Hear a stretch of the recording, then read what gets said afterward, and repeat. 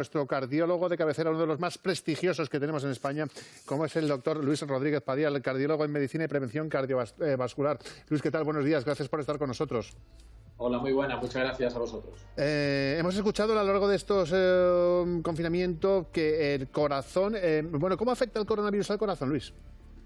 Pues la verdad es que lo afecta de manera muy diversa, ¿no? Inicialmente, y vamos a...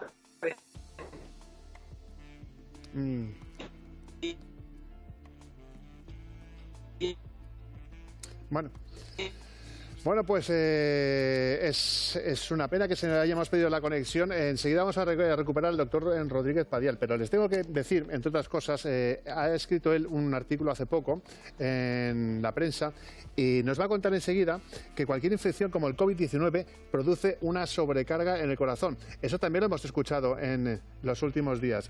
Entre otras cosas, si el paciente tiene una enfermedad cardíaca previa, es probable que se inestabilice y tenga problemas como insuficiencia cardíaca y que puede atacar directamente al corazón, donde produce un daño del músculo por la infección y la inflamación que la acompaña, lo que da lugar a, bueno, en fin, a una serie de cosas.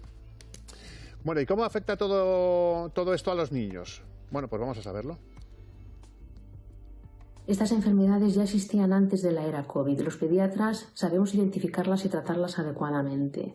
Además, no está clara la relación causal. No sabemos a ciencia cierta si estos cuadros que se están produciendo en estos momentos son desencadenados por el virus COVID.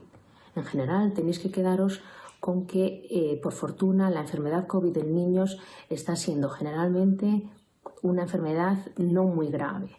De todas maneras, cualquier padre que esté preocupado, que piense que su hijo puede tener una manifestación importante, debe acudir a urgencias, igual que lo ha hecho siempre. Buscar la información en los especialistas, en vuestro pediatra. No hagáis mucho caso de lo publicado en redes sociales o en medios no contrastados. Si tenéis cualquier duda, por favor, contactad con vuestros pediatras. Luis, que te hemos recuperado. Estábamos escuchando mientras tanto a Isabel Romero sobre algo que había salido recientemente de cómo afectaba el coronavirus al corazón de los niños, o cómo podía estar afectando. Sí. Globalmente ha salido información de que podría producir una afectación grave en algunos casos. La verdad es que la he escuchado y me parece muy razonable. Es muy poco frecuente y la mayoría de las manifestaciones que dan pues son muy pequeñas, muy sutiles, ¿no? O sea que los niños lo toleran bastante bien. Entonces, ¿qué pasa? ¿Que este virus provoca de entrada quizá una sobrecarga en el corazón?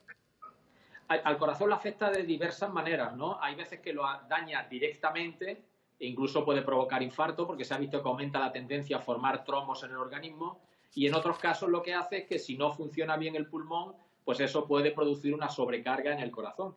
La verdad es que se ha visto a medida que se tiene más información que aunque el virus afecta inicialmente al pulmón, realmente afecta también a todos los vasos del organismo y eso hace que pueda producir daño en distintos territorios.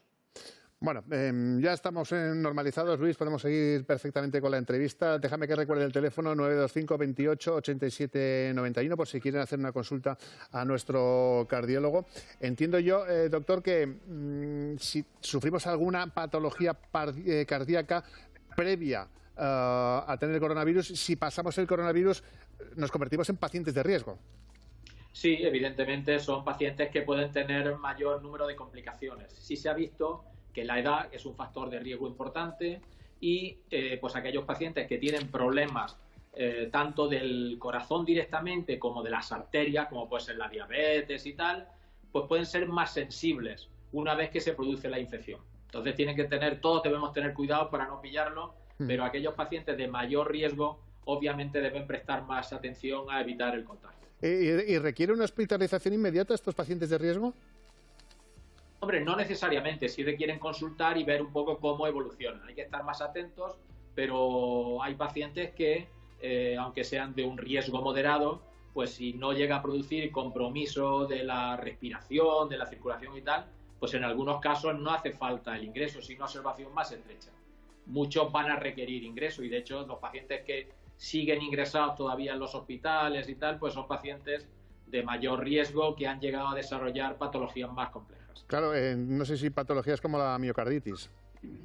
En algún caso sí, la miocarditis no es muy frecuente, por suerte, pero sí se ha dado algún caso, porque bueno, puede dañar directamente al miocardio, como ocurre con otros virus.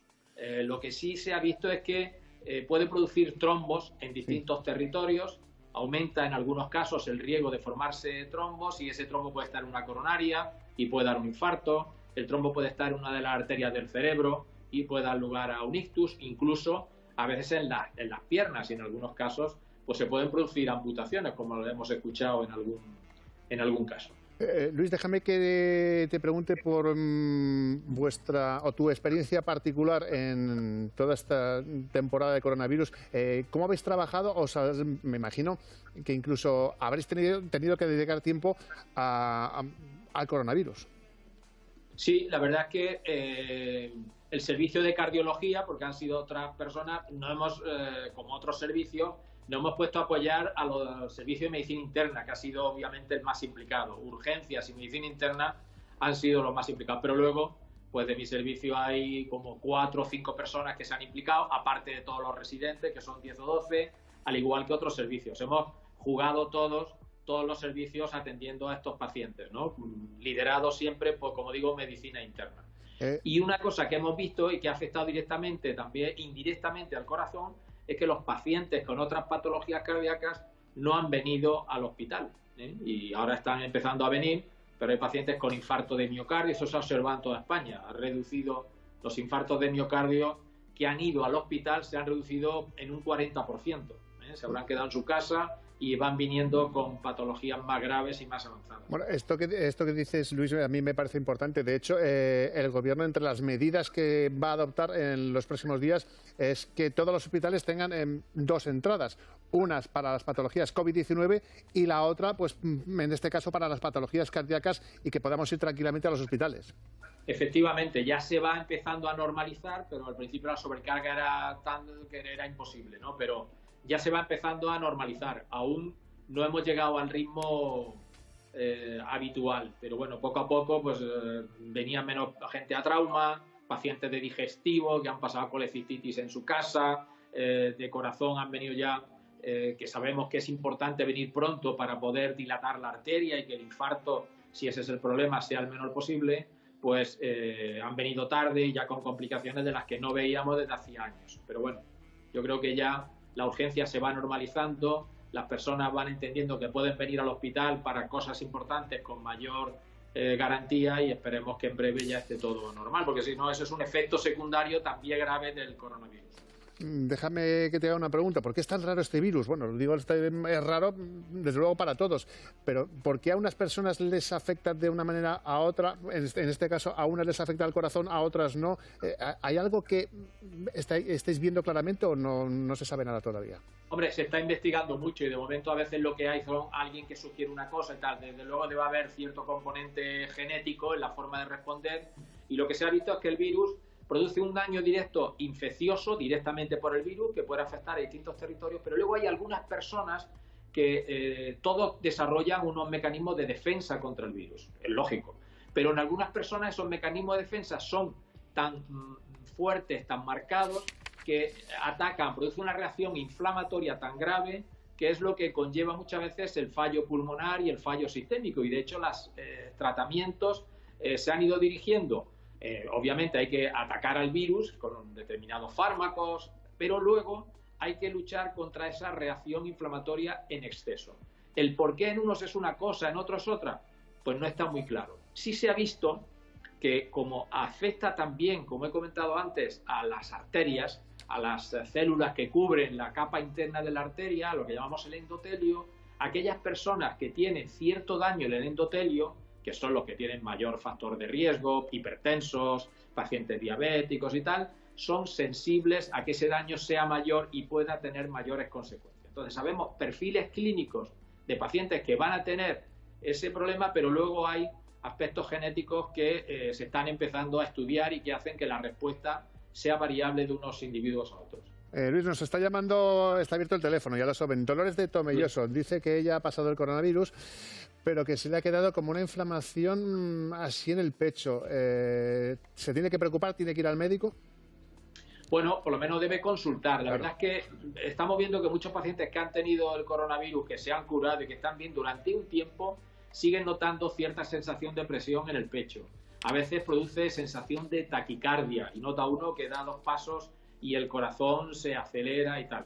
En principio, si le han dado el alta y han visto que está bien, pues esperar. Si ve que continúa con la molestia, pues sí que conviene que consulte, porque a veces puede afectar al pericardio, la membrana que recubre el corazón y tal. O sea, pero en principio es relativamente frecuente que deje durante un tiempo sensaciones de molestias torácicas, sensación de presión y, como digo, de que el corazón se acelera con más frecuencia. Querido doctor Luis Rodríguez Padial, ha sido un placer. Gracias por haber entrado en nuestra ventana de estarnos contigo para darnos un ratito de su consulta. Muy bien, muchas gracias a todos. Y por supuesto, muchísimas gracias. El doctor Rodríguez